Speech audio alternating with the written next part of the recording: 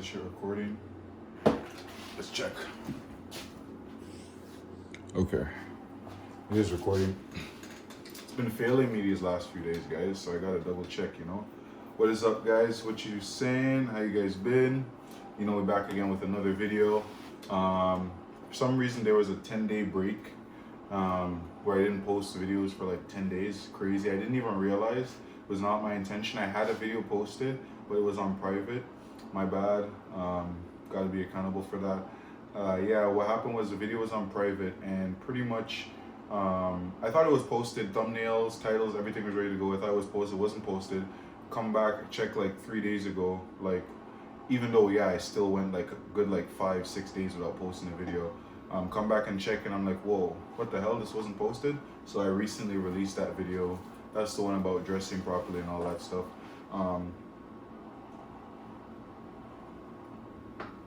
Anyway, let's get into today's topic.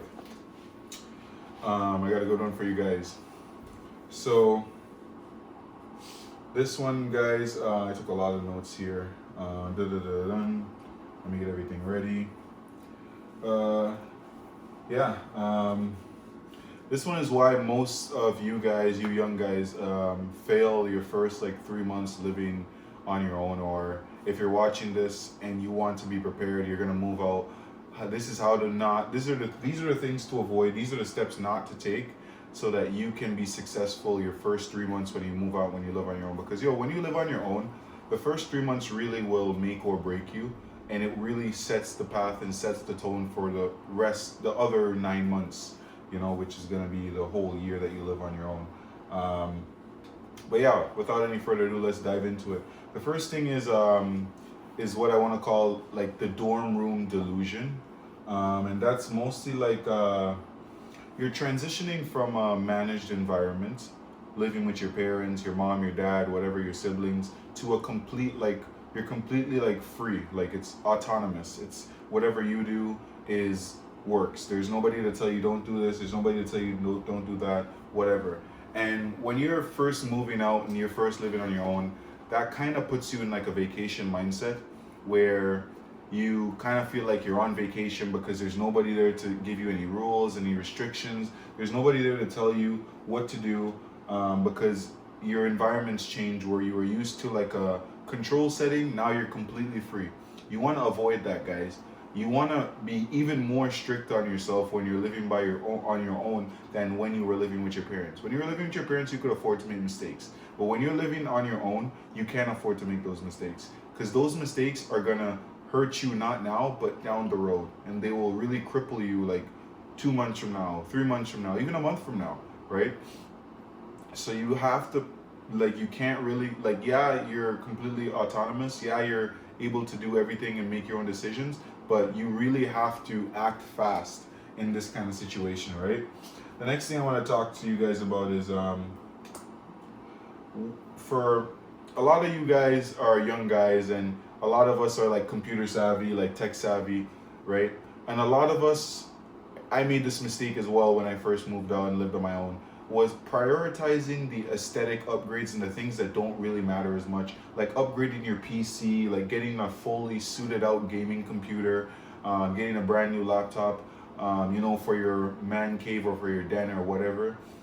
Focusing on that, which is the wrong things. Focusing on the wrong things first and getting the wrong upgrades, and not focusing on building your own stability first, that's gonna put you in a deficit. That's gonna put you in a hole, right? You know, what you want to focus on is like creating your own functional systems, like things that you have like a routine. You wake up, you get this done, or you have like money put away, or you have like automation set up for things that are going to come up, like your bills, your groceries, your insurance, you know, like your rent, all of those things. You don't want to focus your money on like aesthetics. Just because you will have extra money, you will have extra cash available, you don't want to put your cash into unnecessary things. Which is why as soon as you get your pay, it's best to automate your life instantly, because any money that's just sitting around is money that's begging to be spent on frivolous and unnecessary things. Okay? Yeah, the next thing is the high cost of convenience, right? This is a big one. for a lot of guys out there, but not me in particular, because I learned from an early age how to cook and how to like take care of myself, you know. But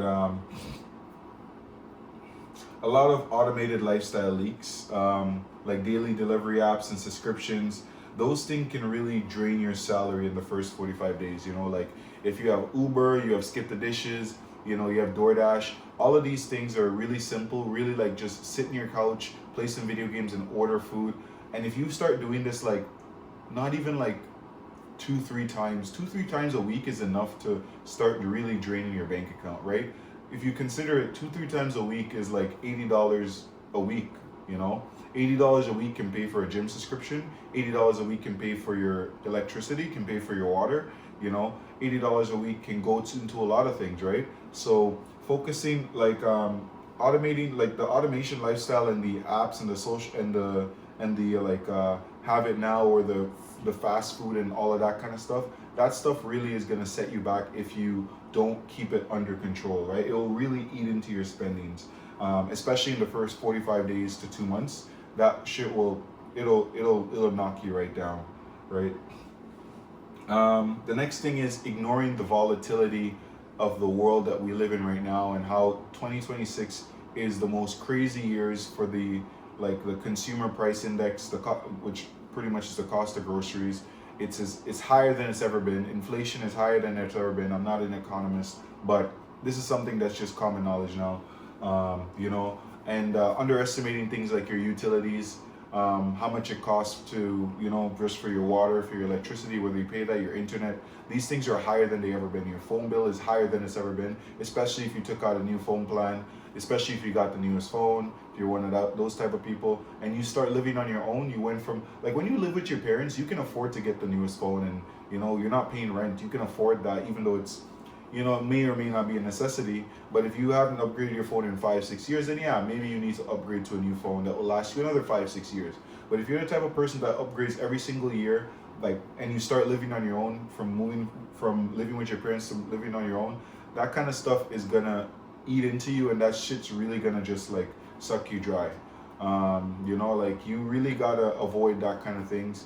You really gotta pay attention to like your electricity bill. You really gotta pay attention to your water. Don't leave water running. Don't leave lights on for no reason, because it's gonna come small, but it's gonna add up over time. You know, like gas, water, electricity, those things hit hard when your bill goes from all of a sudden 1 month to $100 to like you're like, oh, I'll pay next month. You know, and next month becomes the next month, and all of a sudden you owe like $600, $700, $800 in utilities. You know, especially gas. Gas is crazy in countries like in like Canada, where gas is sometimes the primary source of heat, right? That can add up to like $200 a month by itself. Where I live, I have a gas burner, right? And we have gas, you know, so gas does really add up for us, you know. Next thing I want to talk about is a lot of you guys moving out of your parents' house. Mostly your mom or your dad did the grocery shopping, right? So you didn't really have any strategy for how to grocery shop, and what to look for, and what's in season, what not to go for. So a lot of you guys are kind of just like opting for like the highest price things, thinking that just because the price is high must mean the nutritional yield is high and it's good for your soul, good for your body, whatever, right? But a lot of times the high cost items are the items with the lowest nutrition. You know, a lot of, whether you're buying like fruits and stuff, fruits, vegetables, yeah, whatever, right? But you can get good fruits, you can get good food, you can get good proteins, you can get good carbs, you can get them at surprisingly good prices. You know, obviously you want to avoid the stuff with GMO, you want to avoid the not good stuff for you, like, you know, like I can go on a whole video about that, but right, you want to go for the good stuff for your nutrition. But I'm talking about like also like spending your money on chips and ice cream and like all of this unnecessary stuff that's really, really low nutrition.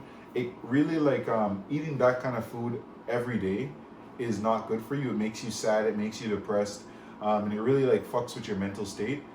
Eating it every once in a while is fine. There's nothing wrong with having chips or having ice cream, you know, like once a month, twice a month. I barely eat ice cream. I went from the kid that loved sweets to the kid that, to like, as an adult, like, I'm not really fancy of sweets. If I go out to a restaurant, I'll have dessert, but like, I probably won't finish it, you know.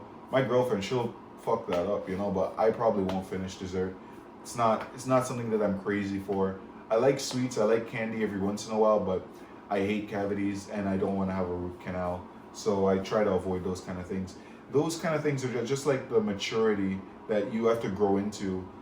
You got to you go from thinking about yourself now to thinking about your future self and the things that you don't want to go through as you grow older, right? So what you guys can do is try to cut out the food that are heavily processed. You know, like try to avoid that or try to minimize it as much as possible. Try to stick to like fruits, like fresh food.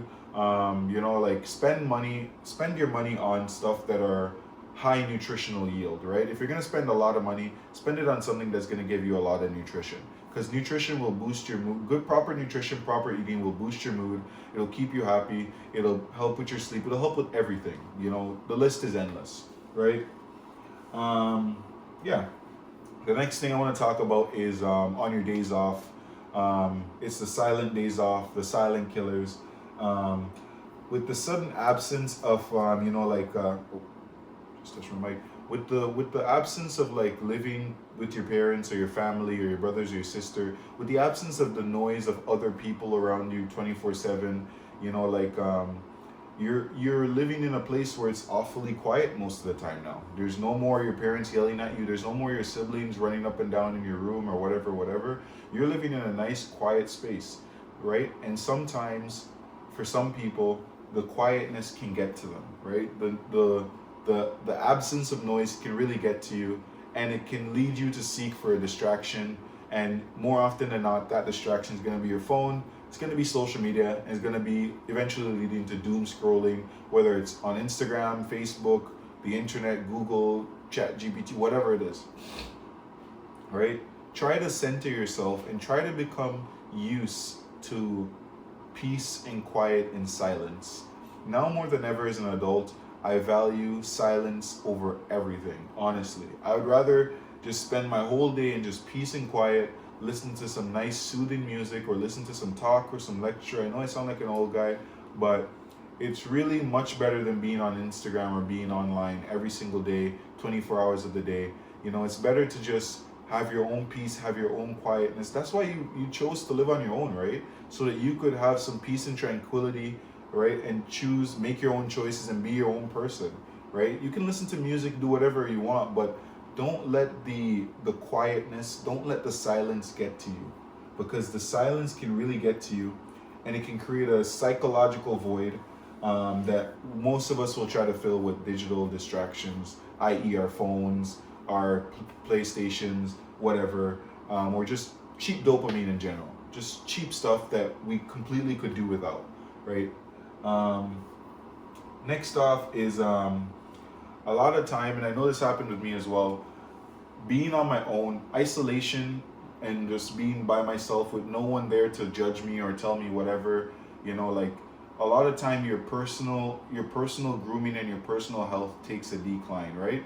You stop you stop getting a lineup, you stop getting your hair done, you know, you stop grooming yourself properly. You know, you don't get as much sleep, right? You're up all night on the internet playing video games, whatever, right? Those things take a toll on you, right? Because those things affect the person that you put out. Those things affect who you are when you go outside and people see you and you run into this random old friend that you haven't seen in like 10 years, right? Like it's crazy how it's crazy how much of a difference it can make just grooming yourself and staying groomed. When you run into people, you don't feel that anxiety or that, oh, I want this conversation to be over because, you know, I didn't do my hair, my face doesn't look well, I didn't wash my face, I didn't do this, or like, you know, like I'm tired or whatever, you know. Like when you're groomed well and you go outside, you're prepared for every type of social situation, right? So don't let your personal hygiene and don't let your personal grooming take a hit just because you're on your own, you're living on your own now, and nobody can tell you what to do anymore, right? Still take care of yourself, still groom yourself, still shave up, still get a haircut, still get a braid up, still do all of those things, and make sure that you have a schedule that you set so that you do this consistently, right? If you have the money, there should be no reason why you don't do this. And if you don't have the money, then go on Amazon, get a shear, get some clippers, and learn to do it yourself, right? That's a skill you can acquire whether you have the money or you don't. But it's important to stay groomed all the time, like every day almost. The worst thing that you should have is like a 5 o'clock shave or whatever they call it, you know? Like a little bit of hair sticking out here or there, that's fine. But you shouldn't be looking like fucking, you know, like a bushman or some shit, you know?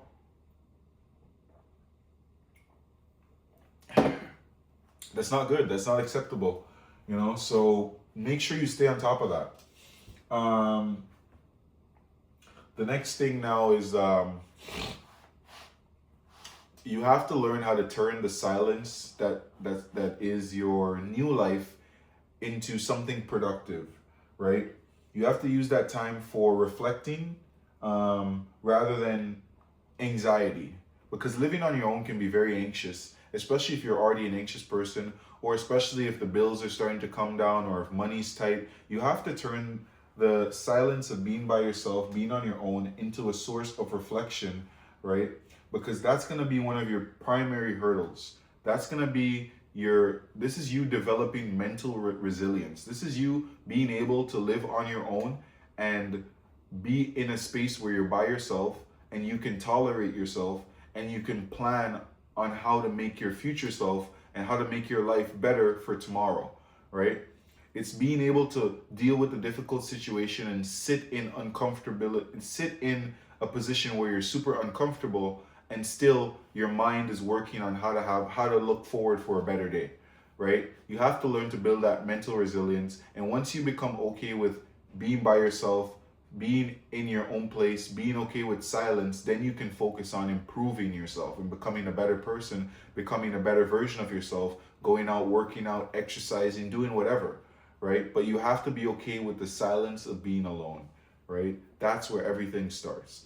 Yeah, I know this video's been going on for a while. I've wanted to make sure that you guys started getting more quality, not no mumbo jumbo bullshit. I want to make sure that there's actually points that you guys can understand. There's stuff that I can do that can help you guys. Because what's the point? If the information I'm not conveying to you is not useful, what's the whole point? Yeah. Next thing is you guys gotta learn to be the man of the house, right? You gotta learn to master the basic repairs of the house. Like you gotta know how to change your tires. Maybe you don't know how to do your oil change, but you should learn how to do that. You gotta you gotta have like a drill set, where you have drills where you can mount things on your wall. Maybe you don't need to learn how to mount a TV, but you gotta know how to like build something up from IKEA. You gotta know how to like pull something down. You gotta know how to like install a desk. You gotta know how to like if something breaks, you gotta know that if you leave your fridge plugged in too long, and it's some of the older fridges, they don't automatically defrost themselves. You gotta know that you gotta plug it out for maybe 8 to 12 hours so it can defrost, so you don't break your fridge. You gotta learn some basic common sense. Like for the other day I accidentally left one of my pens in my pants when I was doing laundry, and pretty much the ink just popped in the dryer, right? So I haven't completely removed the ink yet, but I'm doing things to test and see, okay, how the fuck can I get the ink out of the dryer, right? Because the ink is just everywhere in the drum and it's crazy, but it's something I gotta learn. I'm pretty sure you could pay someone to do it, to get it out, but these are simple hacks, simple things that you should learn, because eventually you're gonna be an adult and you're gonna have kids, and shit's gonna be even worse when you're living with your wife, your kids, or by yourself with your kids or whatever, right? And you don't know how to fix these simple fixes, right? You got to learn from now, living on your own as a man, how to fix these things and how to deal with these things, because nobody's going to teach you and no one's coming to save you. Anyways, we're approaching the end of this video. I got a few more points, but let's pound through it, guys. What I want you guys to know is that true independence is not the freedom to do anything, but here I wrote this down, but the discipline to do exactly what you planned when no one is watching, right? So being independent is not being able to just go around, do whatever you feel like, hang out with your friends whenever, but it's having a planned and structured life and committing to that plan and structure and executing it and following it, even when no one is around to see it, no one's around to congratulate you, and no one's around to applaud you, right? But you're still executing it because you know that one day it's going to pay off, or it just makes you a better person in general, right? So you have to be okay with, you have to just stop living like a child. Stop seeking gratification from other people and find positivity in your own self gratification from being able to be a successful functioning adult. You know, no one's gonna come and save you, no one's gonna come and praise you all the time. So you got to praise yourself, and you got to be there for yourself, and you got to pick yourself up a lot of times. You know, that's what it means to be a man, that's what it means to live on your own, and that's what it means to be responsible and accountable. You got to learn to establish a morning ritual as well. Even if it's something as simple as you wake up, you wash your face, you brush your teeth, and you do some very simple things, you got to learn how to do all of that stuff, you know, because nobody's gonna really teach you any of that. Like, that should just be something that you know growing up with your parents, and you got to be able to execute it, like, even if there's nobody around, right? It's crazy important to have a morning ritual and to have a time when you go to sleep, you know, like, you set this time, you go to sleep, and that's your bedtime, and that's it. You try not to pass that time, right? Some people work different schedules, some people work late night, some people work early in the morning, you know. So, like, if you already work, you already have a job, then it should be even easier to set up a bedtime, and it should be even easier to set up a morning schedule, right? A lot of people are self-employed, so, like, they kind of work when they feel like, right? But you got to figure out how to do that for yourself, right? And yeah, the last thing is, the first 90 days is going to determine whether you're just whether you're just inhabiting a space, whether you're just living in a space, like playing house or like playing like dress up or whatever until money runs out, or whether you're actually building yourself for something bigger, or for like stability, or making your own foundation to live in the open world, right? The first 90 days is going to be the first 3 months that either make or break you. So you guys really got to take it seriously, and you really got to buckle down, because if you just keep on doing like all these unnecessary things, it's not going to look good for the next 6 months to a year. Eventually, you know, you might run out of money, and you might just have to move back home, you know, and that would suck. Because when you move back home, it's even more discouraging to move out. That's never happened to me, I wouldn't know, but I'm pretty sure it would suck, you know. Anyways, you guys enjoyed this video, you like this content, smash the like button, subscribe, let the algorithm know this is the content that you want to see. You know, I'm constantly working on more content for you guys, more videos and all that stuff. But yeah, you enjoyed this. Thanks for watching. It's your boy. Peace.